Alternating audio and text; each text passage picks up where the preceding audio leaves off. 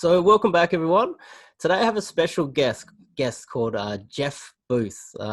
He's founder of Build Direct, which now I believe is one of the largest exporters out of Canada, with a market cap of, I believe, $500 million at the moment, maybe more now. Jeff Booth wrote a book, The Price of Tomorrow, and it meshes together everything that is really happening today. And I think he articulates it better than any economist could at the moment, because at the moment we have a lot of hack economists that don't really know what's going on. And so Jeff is someone who succeeded in life, and he's also a tech entrepreneur, and he has a lot of connections in the tech industry.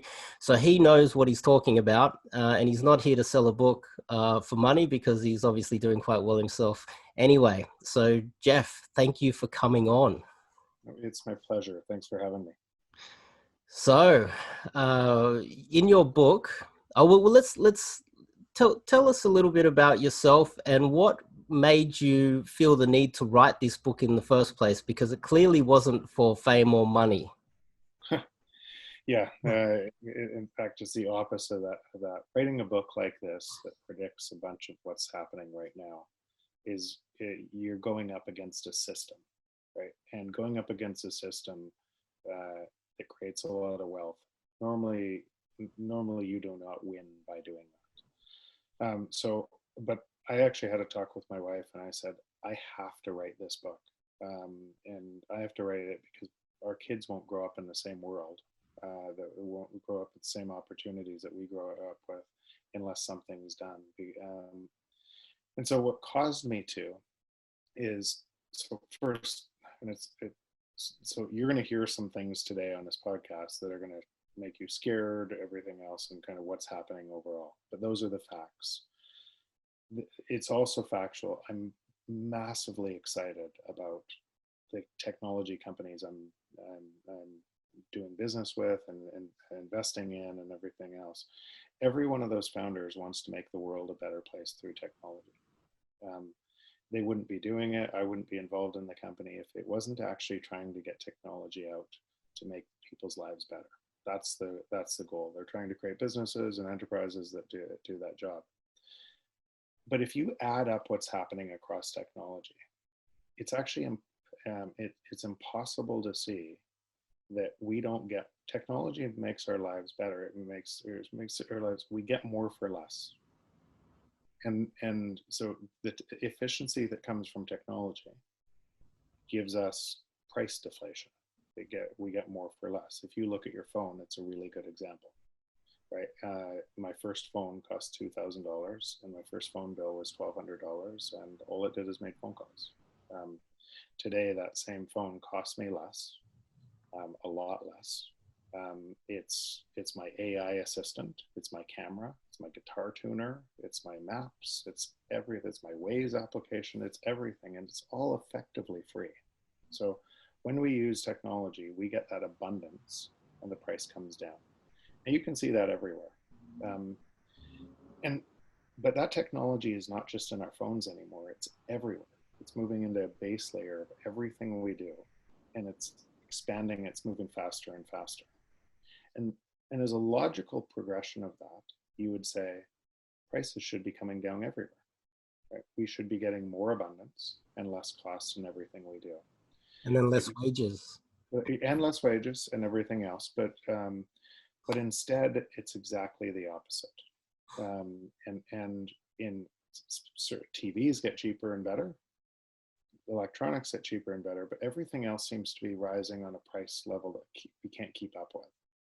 And that's because you have the greatest force humanity has ever known in technology adoption, bringing prices down, competing with central governments and banks printing money to stop deflation. And the printing of those two forces competing against each other is driving wealth inequality.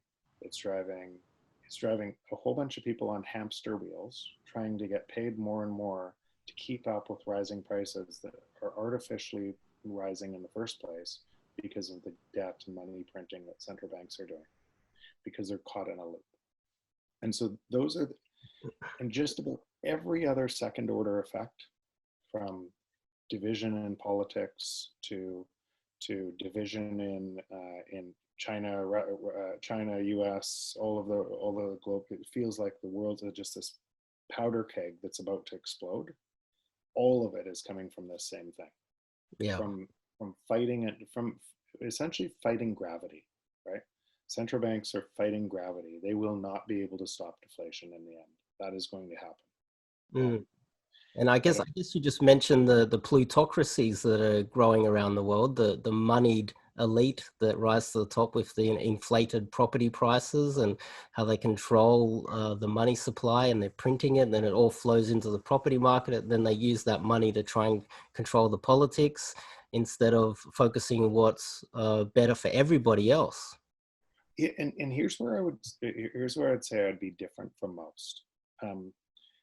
Yes, some of that's true, but most of it is because they don't know. They don't know is what's happening either, right? Yeah. Most of them are totally blind to this as a system that they're caught in as well, and they're trying to protect their wealth.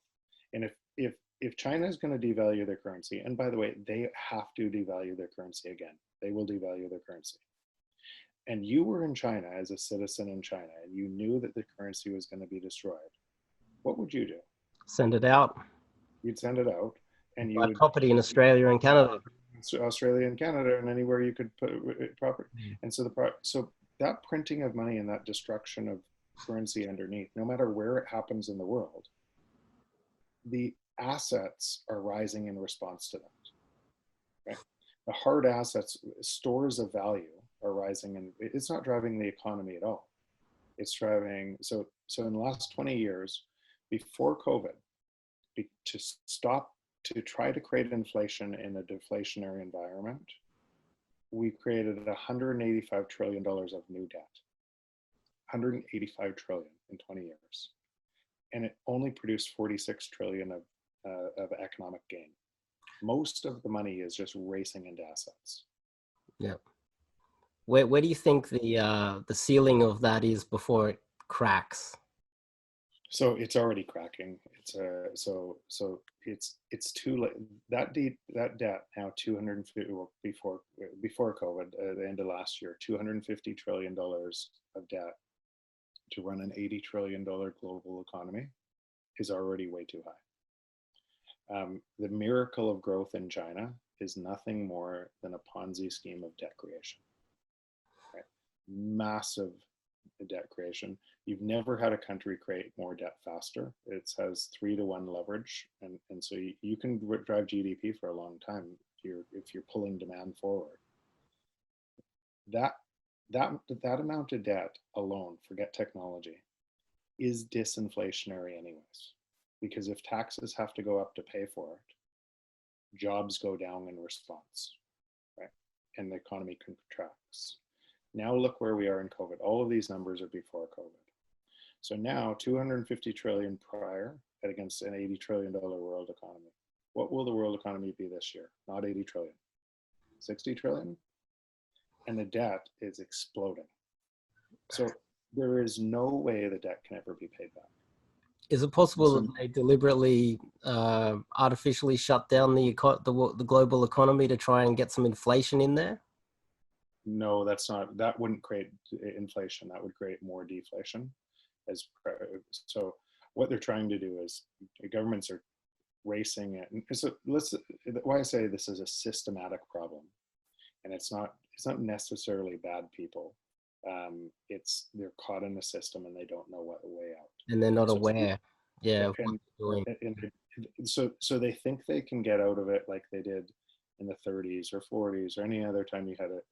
But the problems are way bigger now. And in those times, you didn't have technology as big of a driver to the economies as you do today. You didn't have this force trying to bring down prices.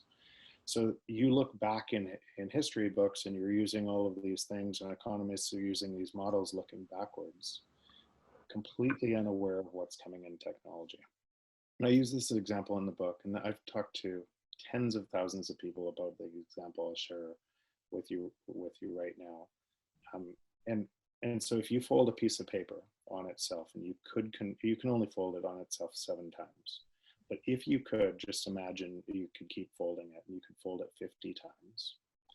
At fold 50, that piece of paper, a thin piece of paper, 8.5 by 11, would reach from the earth to the sun. And when I asked that question, I think I've had 2 people in all the audiences say to the moon. Most people say about 2 inches, right? And I don't think anybody's ever gotten this sun. So, and what that means is if you've asked that question that many times, right? It doesn't say those people are smarter. They've heard the number before, right? What it says is all human beings are really bad at seeing exponential patterns. Yeah. And if you think about what has happened to technology, that's now compare that analogy to technology. Moore's law, which doubles every 18 months to 2 years in technology and gives you all the power in your phone and everything else, we're on fold 33. It seems like the United States is trying to hold back the growth in technology. For instance, shutting down Huawei. They've taken a lot of actions that it seems like they're trying to fight back against something that they can't stop. That's a different reason.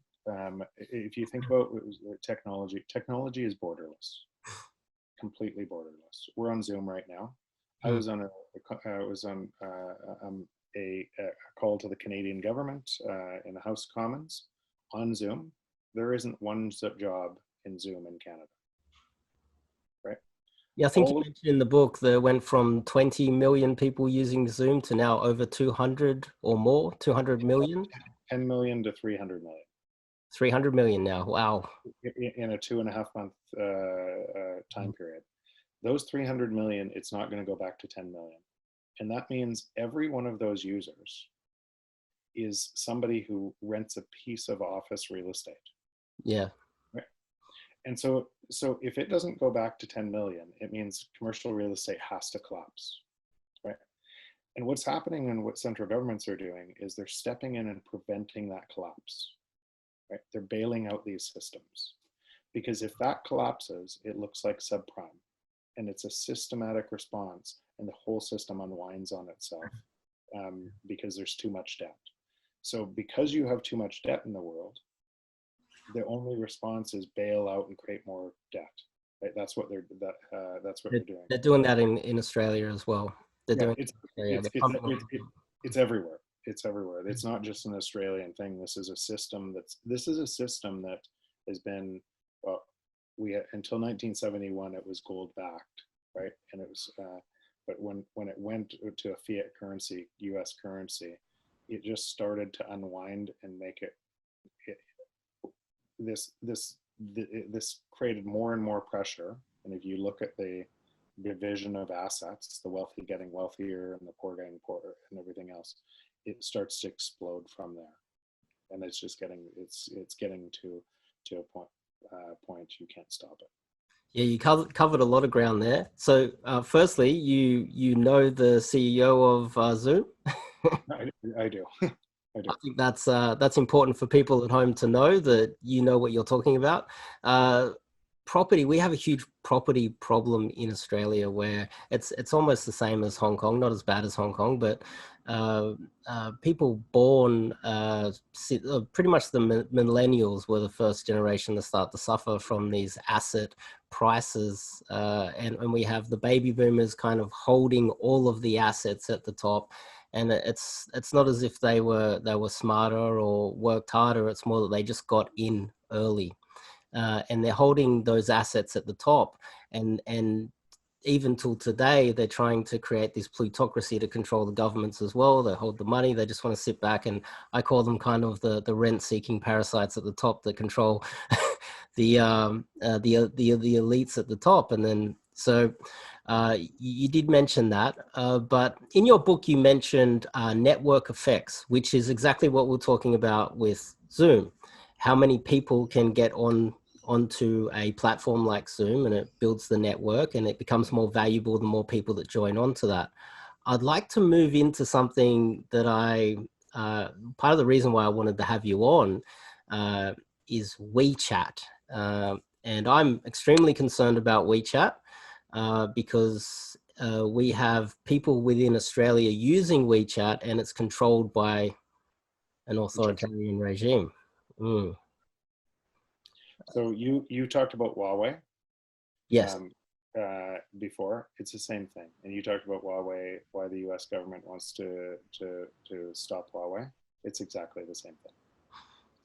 So the geopolitical game right now is to control the data flows and control, more importantly, artificial intelligence.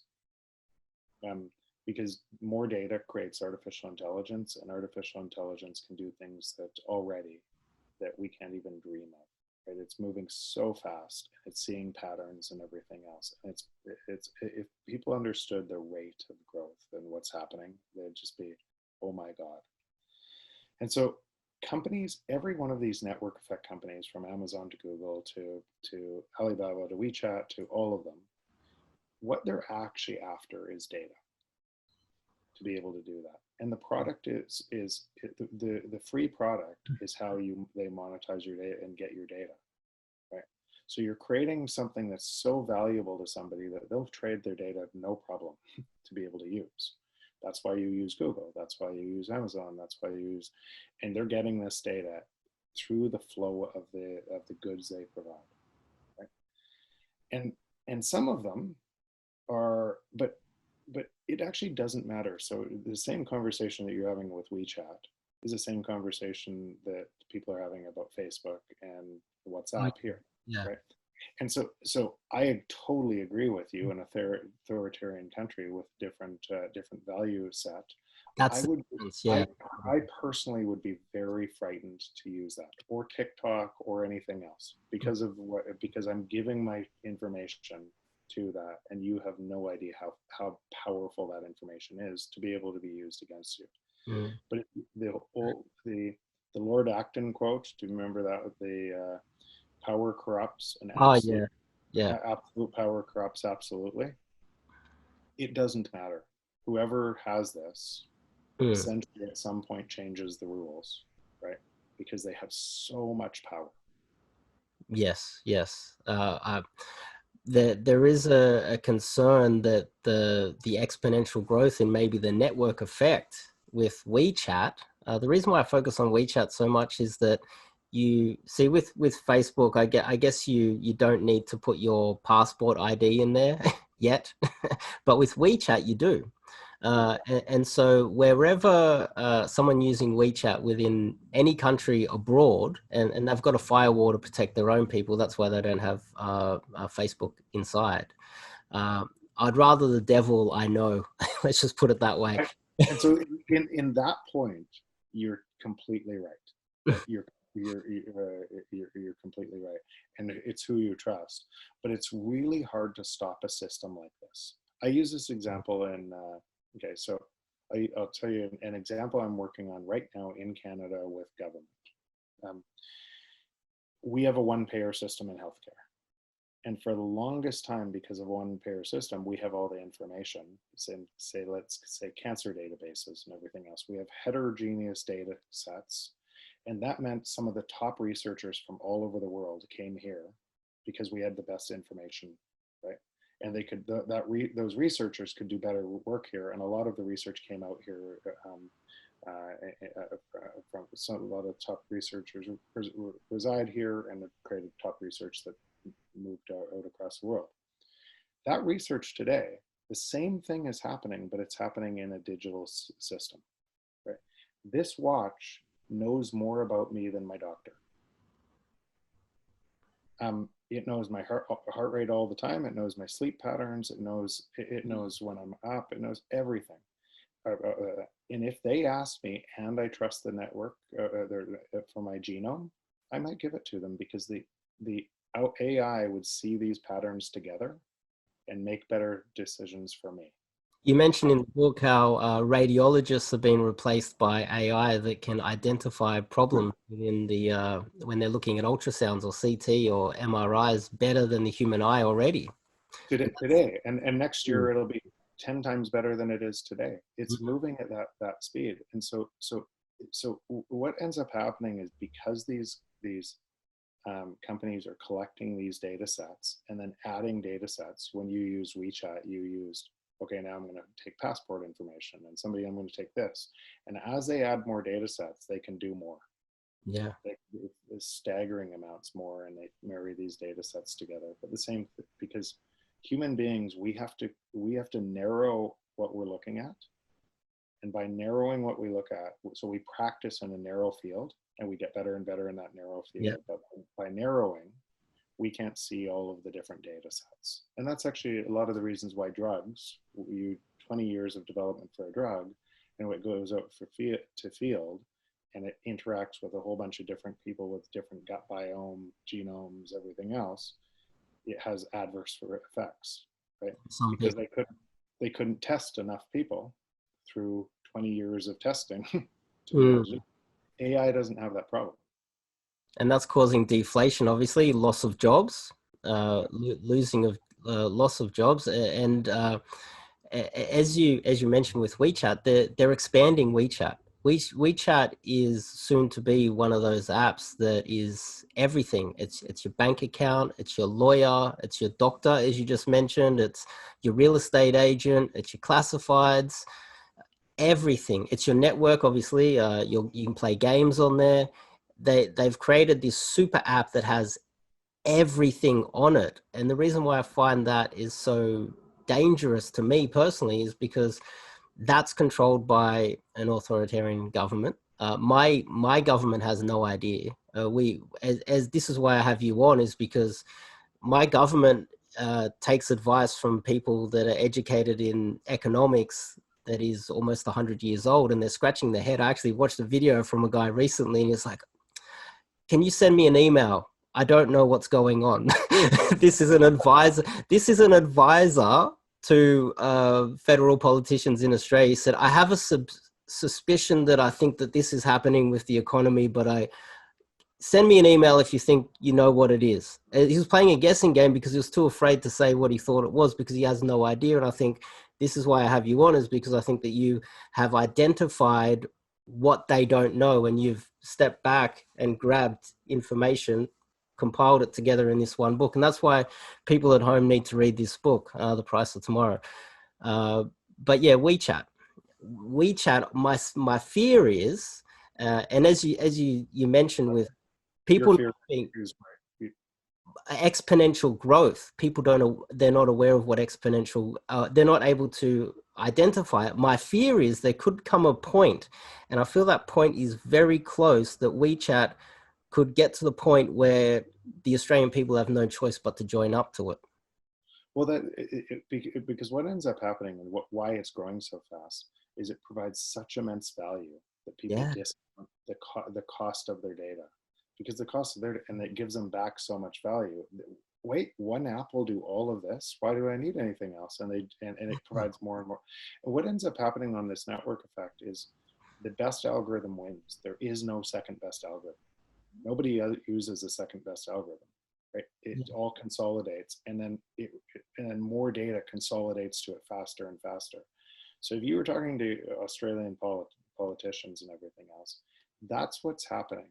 And all of the business value is not in Australia, of all of that data being collected. It's all being sucked out that's going to be able to use that data to be able to drive whatever. So you're right. That's how powerful these monopolies today are. Not normally you'd break up a monopoly because it had too much power, and it would raise prices to consumers. Yeah. Right? These monopolies are designed differently. Right? They lower price, they give more value. Yeah. All of the data, so it's really hard. A lot of people don't even see it coming. Yeah, you mentioned that in the book. It is impossible to fight the deflation caused by technology, and I guess that's really what it is, because they make everything so productive, and I guess in economic terms, that's what we're trying to do. But who controls that? And that's the scary part. And at the moment, I look at WeChat, I just see it overtaking Facebook. I'm fearful that it's going to overtake. Facebook. And I would rather have, you know, the Americans watching everything that I do than me. Let's just put it that way. Mm. Yeah, and I think that's the geopolitical fight that's coming, and it's already on us. That's what's happening right now. That's the Huawei example. Huawei came and asked me to be a special advisor to the company, because I'm well respected, and so they're trying to buy my name, right? It's not something that I'm interested in doing, but because they're trying to advance this. If you look at Huawei's mission statement, grab the world's data and create the best, effectively best AI, you can see they're clear about what they want, right? And that in a that make no wonder the U.S. is trying to stop that and slow them down so that they could, because it's an important strategic spot. And when everyone starts losing their jobs and AI is far more advanced and able to think a million times ahead of them, that's a huge problem for people at the bottom that are coming into the job market, 18-year-olds. What do they do? And I guess this could be a utopian sort of vision. You strike me as someone that has a very positive outlook, and you're trying to solve this now. This is a very complex problem. I can't even articulate it in one sentence. Impossible in one sentence. It's a complex problem. It's a system, right? You cannot measure a system from one item. So today, if let's back up a step. We were taught, you were taught, I was taught, inflation is a good thing, deflation is a bad thing, right? And I think we've all just accepted that bill of goods and built our other knowledge on top of that knowledge. Let's break down that first, right? What is inflation? Inflation is when your money is worth less every year because goods and services are going up in value. It's not a good thing or a bad thing. It's different winners and different losers, right? Deflation is the exact opposite of that. Your money is worth more because goods and services cost less each year. So if you allowed deflation to happen, right, goods and services would come down, employment would come down along the natural order of things, jobs would go out of the market, and people wouldn't fall off of something that was artificially high and fall into nothing and a loss of hope on the street. That's what would happen. That's kind of where we're going now. So today, and think about it in the system. So you have governments trying to protect asset prices from collapsing, because then banks collapse and everything else. And so they're artificially keeping prices high, right? And then there's a whole bunch of people that can't pay for those high asset prices when you call them rent seekers, right? Because rents go up to pay for it. And then there are a whole bunch of people left out of that society that got their pockets picked to be able to do that by an unnatural action that central banks tried to keep assets high. And then the same government has to go and pay some people on the other side, UBI or basic living wage, to pay more for the assets that they artificially created high in the first place. And so people are working harder and harder and harder to try to keep up with and they're on most wheels, and they can't keep up, right? And what's so scary about the whole thing, the thing that's most valuable in our lives, our time, is being eroded. Yes, yeah, 100% agree. Our time is being wasted in this crazy spinning, trying to collect more things. We're only trying to collect more things or more assets so we can live safely one day in retirement. Yeah. When it's actually available for us right now, technology is supposed to do the job for us so we don't have to, right? So if you change the rules, you would change society dramatically, and that's coming no matter what. But unfortunately, it looks like governments are going to try to stop that from happening at all costs, which is going to we're going to have deflation first, And then governments are going to destroy their currencies, and you're going to have massive hyperinflation, and savings are going to be wiped out, and you're going to, and then you're going to have deflation again. That's probably what's going. That's most likely scenario right now.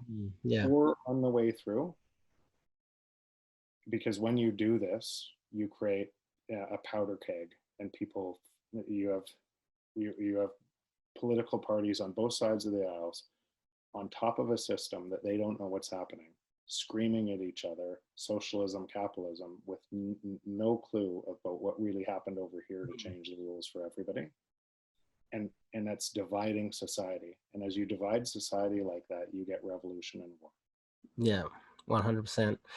There's also a possibility that while I'm sitting in the Australian economy, Chinese people within Australia having WeChat, and WeChat, the central bank in China has just started to release the digital RMB on WeChat on their phones. So there's a possibility that they could be sitting within our economy, but also outside of our economy at the same time. What do you think about that? So I don't believe that the digital is every government is going to try to create a digital currency. It'll look like a fiat currency, and any currency that can be manipulated can't be a reserve currency. There is no way you're gonna replace the U.S. currency with Chinese currency. There's governments that are not going to do that. So, in a world order that has this much distrust, right, what should happen is they come together, agree on a common framework of a currency, and like Bretton Woods, when Bretton Woods was tied to gold, and then you could trust currencies. What is unlikely to happen is that, and because of that, Bitcoin is going to likely go through the roof because it's a store of value that can't be manipulated, and it works on a network effect. So as more and more people stop trusting currencies, and again, ask yourself, why do you trust your currency? If the rules keep changing on the currencies to destroy currency value, eventually people stop. It's not the faces and the names and the numbers on the currency that it's the obligation that it's backed by something. It's hard to keep up. If it's not backed by anything, if it's just I can print anything I want anytime and change the rules, people stop trusting it, and they're looking and they're looking for something else to trust. Okay, you let the cat out of the bag. You mentioned Bitcoin, so let's not just, people be listening to this and thinking, okay, I've got to buy Bitcoin. Okay, so you mentioned the B word. So okay, Bitcoin. What do you think about gold, silver, or the usual one? Because where they're printing currency, people are losing faith in currency. You just mentioned a few things that scare people, and they start looking for places. Right now, stores of value. So yes, right now, I have to tell you this right now. I searched to find out what people are searching on Google and how to buy stocks. That search term, amongst many others, is exploded right now. People who have never bought stocks before in their life are now out there trying to buy stocks. So we've got people going from the real economy and throwing it into the stock market. I just wanted to put that together with what you're saying, because there's a lot of people out there right now. And when you say the B word, people start thinking, what am I going to do? So when you think about it, so today, because governments have printed a whole bunch of money and given it out to people, and those people think that stocks always go up because they have always gone up because governments are essentially making them always going up and protecting them from going down. Yep. Those people are taking that money and they're piling it into the stock market, right? It's going into assets. It's going into stores of value. Right? And it's not scary. It's not driving the economy. It's going into stores of value. And that's stock, scary. That's scary. And stocks are typically a store of value, unless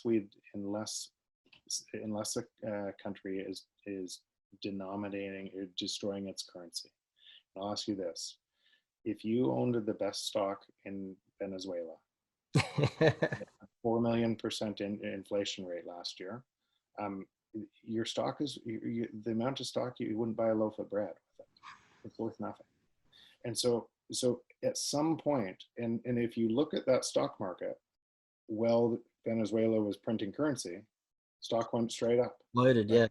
And if you look at all stock markets when just before kind of currency failures, stocks go straight up. So I'm not saying their currency failure is right now, but I would say it's imminent in what's happening at some point, right? And so if you're in the wrong place at the wrong time on that, you get completely wiped out. Yeah. And That's why so people are scared. People are scared at the moment. And so you mentioned Bitcoin. Is that, okay, well, we're obviously not financial advisors, and you guys watching this are not paying us any money. So whatever decisions you make are your own. But Jeff Booth mentioned Bitcoin. Anything else?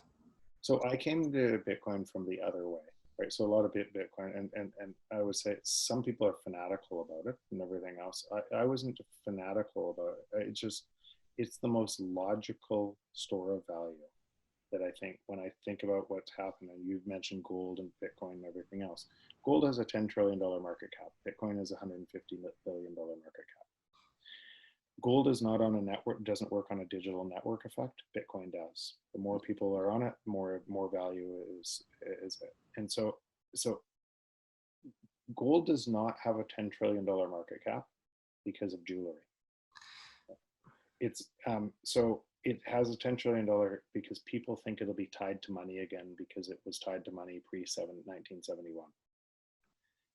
But it's not. I don't think it's going to be tied to money again. And they keep making more gold. Apparently Russia's just found some more gold and they're mining like crazy at the moment. So that's diluting the price of gold as well. But if you think that gold is going to, be a currency reserve again, then gold is a good bet. If you don't, if you think there's going to be something that's different that works on a network effect, and I personally do, like Bitcoin, then the $150 billion market cap could go to 10 trillion. And if it does, gold goes down, right? And so it's not that both the camps of Bitcoin and gold believe in the same thing. They believe in sound money. And you can't run economies unless you have sound money. And so I agree with both of those camps. I would just put more of my bet into Bitcoin because that's I think the asymmetric upside versus downside is way higher. And also, I guess when things go wrong with gold, the people who hold tons of gold are able to sell it easier than the people in the street. And the people who so that's another thing with it. You're not gonna. How do you transport tons of gold? Yeah, exactly. Yeah. In something, and you're not shaving off gold to pay for things. Whereas Bitcoin, you can move it across borders as long as you have a computer connection. You have people who have it in Venezuela, people who have it in Lebanon right now, can feed their families and move it anywhere, right? And so in a world that we're moving into, I think it's a good store of value. What else? Technology companies with that network effects are good. Like tech monopolies, I'm assuming you would choose? Yeah, tech monopolies or earlier stage companies that are exhibiting network effects, and so a lot of times you can that's where I spend a bunch of my time, designing companies into that time so they're driving really fast. The company in Thailand I'm a co-founder of, we projected 40 million baht a month this year, like April, May. It's doing 86 million a month, 120 million this month. And so it's just exploding because it's designed for network effects, designed around technology. And so there's some earlier stage ones, if you know what you're doing around creating that, there's tons of value capture. And definitely wouldn't recommend investing in Hertz. Yeah, not so much. I'm sure you know. I'm not sure if people at home know about that. You can Google it and find out what happened there. That was pretty funny. um, Yeah. so let's move on to another thing you mentioned in the book is energy. So you were talking about how you see in Australia, we're slowly closing down our coal-fired power stations, and we're slowly moving towards more gas-powered fire stations. I guess that's because within, I think it's about 5 years, they become profitable. We're not moving into nuclear power because I guess it takes 15 years before they become profitable. It takes a long time, and people are scared, and there's a lot of fear around that. Where do you think power is going in the future? Yeah, and you know this from the book, but I think today, so solar in a lot of regions is now the lowest cost power. And as that now, so what that means is you used to, the cheapest power always won, right? In the geopolitical game, to get the cheapest power, right? Created war machines and everything else to get the cheapest power, because energy is the number one input into your economy. And if you're higher cost energy, your economy doesn't compete, right? Your businesses don't compete and everything else. So no matter what you want to do, green, everything else for the planet, lower cost energy in an economic world designed around winning will win, right? People will cheat to get lower cost energy.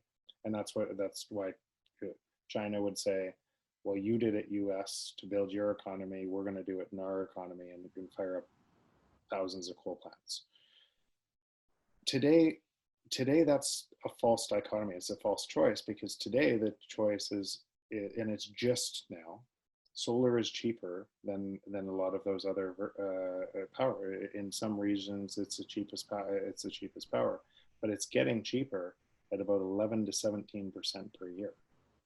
So 11% per year. Wow. So going forward, energy, one of the number one contributors to everything else, is an input to everything else, is additionally deflationary, right? It's going to drive lower and lower cost everywhere. There's going to be a race to solar energy that's in our future here, and it might take. Solar energy is a really small contribution of overall energy. It's not going to transition overnight, but it's going to. I think it's going to transition a lot faster than people think, because there's an economic benefit to doing it. Yeah. Mm. And in Australia, we have slogans like "Let's bring manufacturing back," because, well, in Australia, we think that we're in America, but I have to bring out the map sometimes and say Australia here, America up here. So when Donald Trump says we're bringing manufacturing back, Australians start saying the same thing. This might be something that we could move into. So bets on the future are invariably bets against the past. They're hard bets to make, right? But if you're in the right thought, that's what an entrepreneur does, right? An entrepreneur says, this is insane. Why does it look like this? And they move forward. So status quo, building to the past, is a really bad place to be right now. And that's a huge problem with Australia at the moment, is our banking system is geared towards giving people loans so that they can buy property. in this, we got this massive land mass with an oversupply of property, and the money. It's not just in Australia. That's a global phenomenon, because it's based on an inflationary world where you have to have low interest rates and high debt to be able to, and once you're there, once you're caught, that's such a driver of GDP. You have to do more of it. And so if it doesn't, it's not just Australia. It's here. It's everywhere. Yeah. The problem is, well, it would be great if we could somehow take some of that investment, because it's such a safe bet for banks to just throw it at couples and newlyweds and put in incentives for them to build new property and move into the property market. As an entrepreneur, it's almost impossible to get some of that to go into betting on the future. And so can I say this? It's a terribly unsafe bet. It's a terribly unsafe bet for the banks. It's already would have unwound. And if you didn't print $185 trillion over the last 20 years, 185 trillion, you would see the real value of housing, right? It's just a bubble. It's a bubble everywhere, and it's a terrible bet. But the banks don't. When you have zero interest rates and negative interest rates, and if you're holding cash, and the government is saying we're going to try to create inflation, what they're saying effectively is we're doing everything we can to make your cash worth less. Right? All guns ablazing. We're trying to make your cash worth less money. And in that environment, what will you do? You'll put it in an asset, right? And you create a bubble in that asset until the bubble breaks. And when the bubble breaks and the government says, oh my God, this price is going to collapse and it's going to take down my banks, I can't let that bubble break. So I'm going to socialize the losses. Yeah, that's what's happening. Protect the winners. That's what's happening here too. That's what. So it's not a safe bet. The banks aren't not making safe bets. Yeah, I shouldn't have said that. They think it's a safe bet, but the safer bet is taking risks on the future that can actually grow the economy in a more substantial way. And sure, like science, you do some experiments and the vast majority of them fail, but when one pays off, it helps the greater economy greatly. And we're not really doing that in Australia. And that's why I call them the rent-seeking parasites at the top. They just sit there. So carry that forward and say the world we're moving into versus the world in the past. So in the past, you could do, if you had a bump, this is no bump in the road. But if you had a bump in your economy, what you would do is you do an infrastructure projects, highways, bridges, and everything else, because you would get immediate jobs and you'd get a longer term GDP gain from the efficiency of traveling faster from home to work over new bridges and roads, right? It's because people spend less time in cars and that efficiency gain is a GDP boost. That's the past. We are on Zoom right now, and we're not in a car doing that. So I didn't have to fly over there to interview you. Exactly. All of the roads of the future, all of the highways of the future, all of the investment, it's all digital in nature. It's the only space where you can get a return on investment now is there. Right? And the problem with that is it actually takes more jobs away faster. But that's a global race. So governments that don't do that, governments that prop up old industries and take money from the future to do that, they are in a lot of trouble. Yeah, and when we have generations that are coming in and learning things at university that they won't be able to use in the future, and we're not exactly building our own WeChats in Australia, where we people are learning things that are outdated and not going to take us into the future, and it's a huge problem, especially in Australia. And people aren't really having any forward thinking at all, and people like me, and there's many people like me out there that are just thinking, where do I fit in this economy? What should I do? Yeah, and then there's all this human capital going to waste. It's a huge problem for my generation, and I hate to be. If I was born now in Australia, I wouldn't know what I would do. I'd say one of the things, and there are so many opportunities, right? Today, anytime there's this type of change, right? There is also, for people that know where the change is coming and what to do, you've mentioned network effects, most people I talk to don't even know what that means, right? And so if you explore what network effects are and how to build a company around them and everything else, there is so much opportunity in getting in front of this. And there's a ton of big industries that haven't transitioned yet. Right? So there's lots of opportunities. So, but the nature of technology, it's going to consolidate to very few winners, and everybody else is going to be left out. So there is still a time window for a lot of, say, your generation, younger people and everything else to be able to, I'm so excited, but I can't keep up with the number of opportunities I'm presented. So there's tons of opportunities. That being said, the rules of the game must be changed, or we're going to break civilization. Period.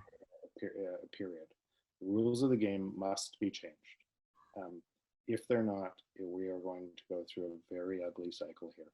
So if we were to change the rules and embrace deflation and allow technology to take over, and we'll have a more abundant future. Human beings like to compete. They could compete perfectly. So what that would mean, think about what that means. What it means is so let's say a couple of my technology companies that are experiencing this growth, they wouldn't be taking the same amount of value because prices would be coming down.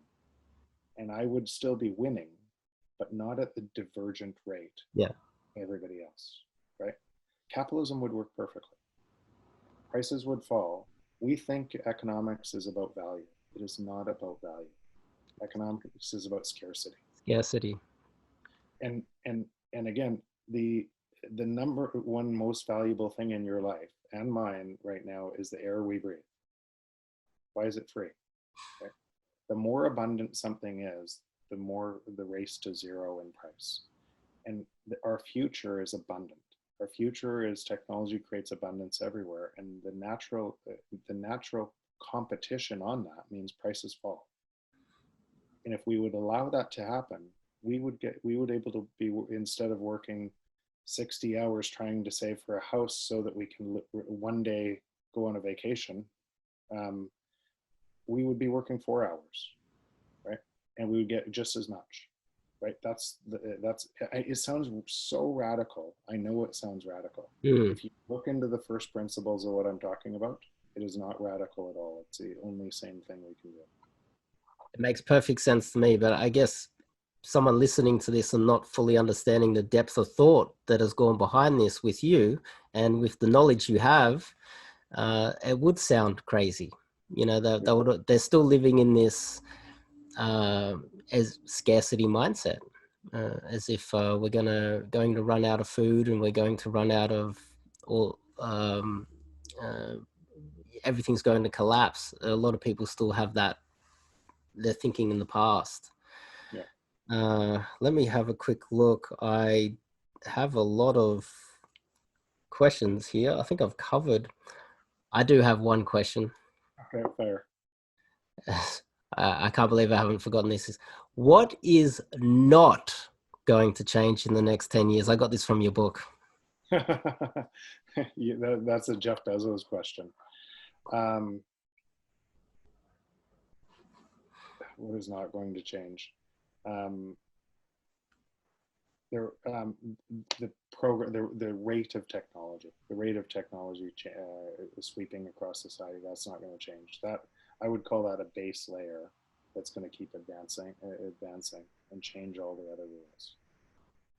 So if you were the dean of a university and you had that endowment fund in your hand and you were able to gather all the professors around, how would you gear that university to educate the current crop of 18-year-olds coming online right now? Okay, so first, if you think about the dean of the university, and I am involved in some of these discussions, what a lot of the universities are right now is they make their money from international students, right? And it's a real estate play. And then they can hire the best, or they can bring in the best tenured professors, and then that attracts more people and everything else. And everybody plays the same model. That looks very similar to the belief system that a bookstore had, that Amazon couldn't compete with them because people wanted to come into the bookstore to read, right? Which is which is going to change radically. So the people teaching the university students don't know how much that business is going to change. And a lot of times what happens today, if you said today, Zoom, everything else, it's still not on par with going to the school, right? So, so people will still go to the school. But what's happening with technology is it's moving so fast that somebody is going to fix that, and it could come through VR, it could come through AR to make an experience way more real digitally. And as soon as that happens, that school scales internationally at pennies and changes the game, and it consolidates to a 1 winner, 2 winners, 3 winners type of school, because people don't so it brings the cost down, it changes all of the economics. So you mentioned Thailand, so there's a possibility, I know this is another leap ahead, but you could have a few geniuses in Thailand that set up their own online university that becomes the #1 university in the world. It becomes borderless. So why wouldn't that happen? We've seen it in every other industry, right? So the bookstores thought they had an advantage to Amazon, and then Amazon had way more content, right? Way more books. So Amazon started to win, and then because it's digital in nature, Amazon added the Kindle, which a bookstore couldn't do, had no advantage. Then Amazon added audiobooks, and gone, right? No more bookstores, or very few bookstores. And they created a monopoly around it. It's the same premise in every industry. It's exactly the same. But what happens is every industry doesn't think, because they measure what's happening today digitally with, and they say, well, it's not good enough experience today, so I'm safe, right? So Blockbuster, exactly the same example. Yeah. Blockbuster and Netflix, right? Yeah. They didn't measure what would change when download speeds were like that, right? And by not measuring how fast technology was changing, they got gone, right? Gone really fast. With what you said just then, there's a possibility that universities could become obsolete real fast, and that endowment fund that they're holding, they could just spend that to try and keep up, and they could all just be thrown out the window real fast, and they become obsolete like Blockbuster. Fast. Because so what's valuable at what is the valuable thing at the university? The connections and the education, right? What it gets people. Mm-hmm. So if you can provide that digitally, and what that affords you to do is bring in way higher talent, because you could pay them more because you scale them digitally. You could create and once it starts, because you're acquiring more and more talent, it feeds back on itself. And remember, once that digital content is there, it's there forever, right? Pennies anywhere. Yeah. It changes the game. It changes. So, and a lot of people ask me that, what would universities teach you? But a lot of times the same universities are stuck in the same paradigm, right? And it just, it's cycling it. This paradigm, the paradigm we're in, and how fast technology is changing, you have to look at how fast things are moving and build to there. Right? Yeah. Build in front of it to where it's going. Yeah, we're not aiming where the duck is headed, we're aiming where the duck was. Yeah. If you're out there shooting. And that is a scary thought, not because of where technology is headed, it's where we're not being prepared for that. That's a scary thing. So for instance, even with this phone, I recently had a sore foot. I just Googled sore foot, eliminated all the possibilities, found one. Then I found a doctor on YouTube that diagnosed the problem. I didn't need to speak to anyone. And then I found a physio. And so money didn't go into, I didn't have to pay to see a doctor. I didn't have to see a radiologist, and I didn't have to see a physio, and I did it all at home on this thing. Deflationary. Huge deflationary problem for wages and jobs. And so if you're an 18-year-old watching this and you're scared, you've just signed up to do a economics degree, what would Jeff Booth tell these 18-year-old student of the future? Probably first principles. Thinking first principles. So a lot of times you like keep asking why. Is that true? Is that true? Is that true? Get to the first principle of truth, and then build your knowledge from there. So a lot of times we have so many biases, right? We think we're right. We're often not right. So we don't do that work because it's hard mental work to be able to do it. So we build our knowledge on top of other knowledge that might be wrong in the first place. And so I would really understand kind of in where you're likely to make mistakes yourselves, right? Yourself, where your own biases, understand biases, how you make them just like everybody else, and then use that information and try to get to first principles. Think deeply, and then construct where is best for you to play. I think that is a good way to end this interview. Thank you very much, Jeff Booth. It has been an absolute pleasure, and I would love you to be advising some of our politicians. Maybe we can organize that in the future, because the current crop of economists are letting us down. They really are, and we have a huge problem, not just in Australia, but I'm assuming that you have the same problem over there in Canada as well. But yeah, it's been an absolute pleasure, and I love speaking to intelligent people like you that have this forward-thinking, fluid way of seeing the world. It was an absolute pleasure. And you guys at home, if you've watched this far, The Price of Tomorrow, I'll try to leave a link in the description or put it in there. It's very important that you read this book, because at the moment our politicians and our economists and our governments, they're all letting us down, and we don't have enough Jeff Booths out there meshing together all these different ideas and trying to solve them in an objective manner, and not trying to grab control of the economy at the detriment from the rest of us. But yeah, thank you very much. Thank you very much for coming on. I appreciate it. Thanks, Sarah. Excellent. Thanks. See you guys in the next video.